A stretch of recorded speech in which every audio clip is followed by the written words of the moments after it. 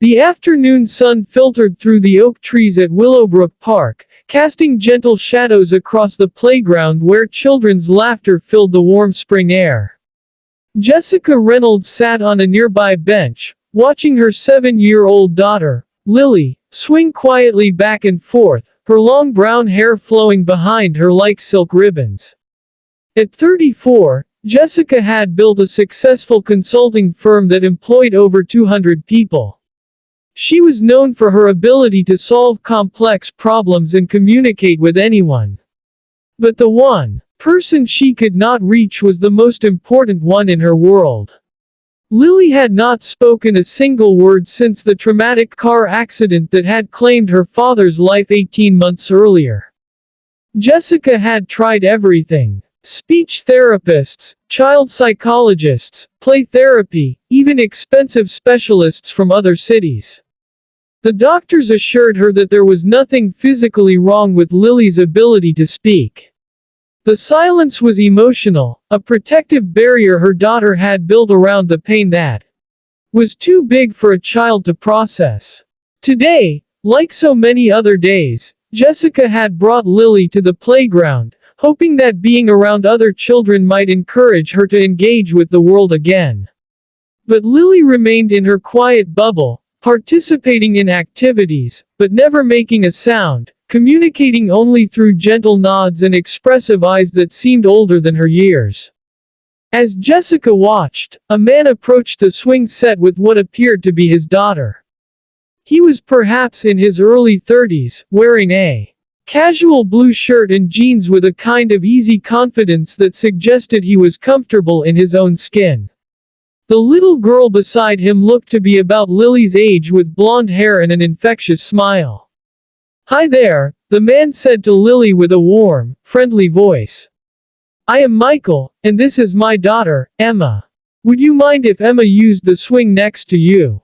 Lily looked up at Michael with curious eyes, then glanced at Emma before nodding politely and continuing to swing in her characteristic silence. Emma climbed onto the adjacent swing and began pumping her legs enthusiastically. "I love swings," she announced to no one in particular. "They make me feel like I am flying. Do you like to feel like you are flying, too?" Lily smiled slightly. The first genuine expression of joy Jessica had seen on her daughter's face in weeks. Emma's natural chatter and boundless energy seemed to create a bubble of warmth around both girls. Michael pushed Emma gently, then turned his attention to Lily. "That is a beautiful dress you are wearing," he said conversationally. "Pink is my favorite color. Emma's too, even though she is wearing purple today." Jessica found herself leaning forward, amazed by Michael's natural way with children. He spoke to Lily as if her silence was perfectly normal, not something that needed to be fixed or overcome. There was no pressure in his voice, no expectation that she respond. "Daddy," Emma said as she swung higher. "Can you teach this girl the secret swing trick you taught me?" Michael grinned at his daughter. "I suppose I could if she would like to learn. It is a very special technique that makes swinging even more fun." Lily's eyes brightened with interest and she nodded eagerly. "All right," Michael said, positioning himself where both girls could see him clearly. "The secret is that you have to believe you are not just swinging, you are actually flying through clouds. And when you fly through clouds, you have to make the sound that clouds make." Emma giggled with delight. "Show her, Daddy." Michael took an exaggerated deep breath and began making soft whooshing sounds as he demonstrated the motion of pumping his legs. Whoosh, whoosh, like the wind through the clouds. Emma immediately joined in, making her own whooshing sounds as she swung back and forth. Whoosh! I am flying through a rainbow cloud. Lily watched this display with growing fascination. Jessica could see her daughter's internal struggle, the desire to participate, battling against the walls she had built around her voice. Michael continued his gentle encouragement. The best part about cloud flying is that every person makes a slightly different sound. Some people whoosh, some people make a gentle humming sound, and some people whisper like the wind. There is no wrong way to be a cloud flyer. Jessica held her breath as she watched Lily's lips part slightly. Her daughter was clearly wanting to join in, but fighting against her own protective silence. You know what? Michael said, sitting on the ground in front of Lily's swing so he could look directly into her eyes. Sometimes when people are learning to be cloud flyers, they need a little extra magic. Would you like me to share some cloud flying magic with you? Lily nodded solemnly, completely captivated by this kind stranger who seemed to understand something important about her. Michael reached into his pocket and pulled out a small smooth stone. This is a special stone I found by the ocean.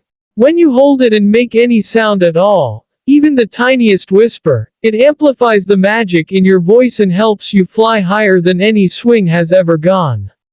He placed the stone gently in Lily's small palm, closing her fingers around it carefully. The stone works best when you close your eyes, take a deep breath, and let whatever sound wants to come out just flow naturally. Jessica watched in amazement as Lily clutched the stone tightly and closed her eyes. For several long moments, the only sounds were Emma's continued whooshing and the gentle creaking of the swing chains.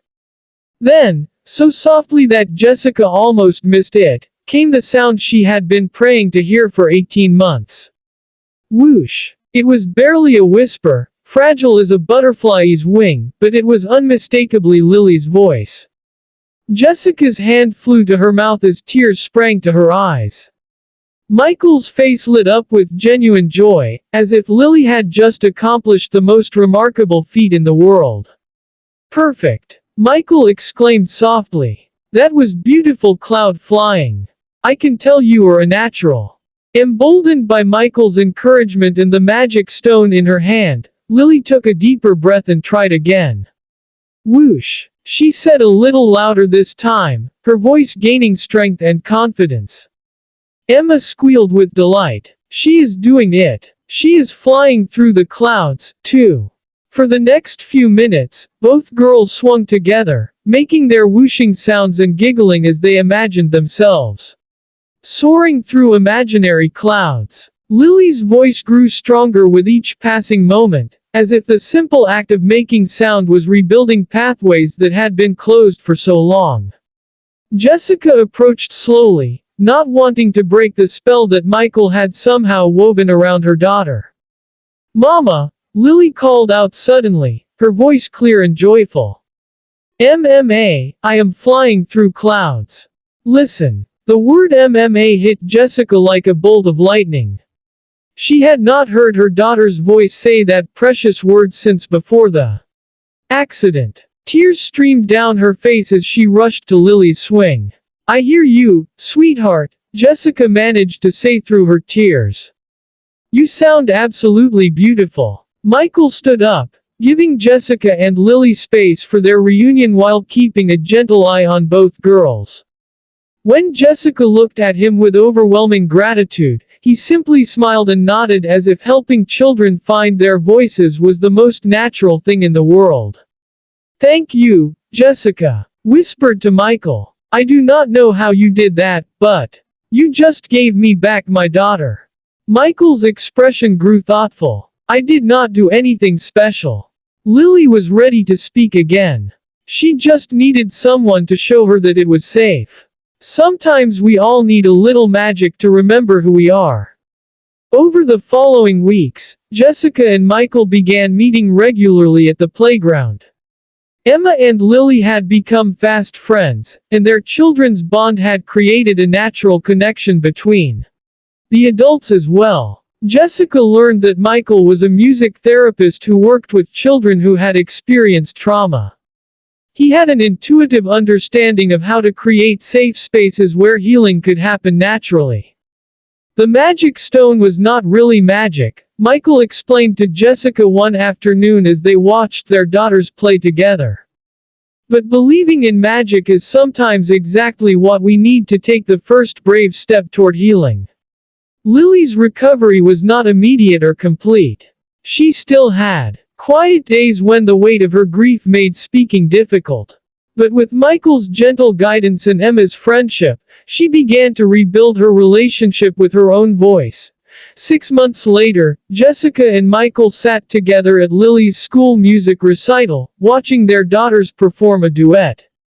Lily's voice, once lost in silence, now soared clear and confident as she sang about butterflies and sunshine. "You know," Jessica said to Michael as they applauded their children, "I used to think that losing her voice was the worst thing that could have happened to Lily after losing her father." Michael took her hand gently. And now Jessica smiled, watching Lily beam with pride as she took her bow. "Now I understand that sometimes we have to lose our voice before we can discover what we really have to say." As they walked out of the school together, two families who had found each other through their children's friendship and their shared understanding of healing, Jessica reflected on how a chance encounter at a playground had changed everything. Sometimes, she thought, the most powerful magic is simply knowing that someone believes in your ability to fly again. And sometimes the greatest gift we can give another person is the patience to wait while they remember how to use their wings. The magic stone still sat on Lily's nightstand, a reminder that healing often begins with the smallest act of faith in our own voice and the courage to let it be heard.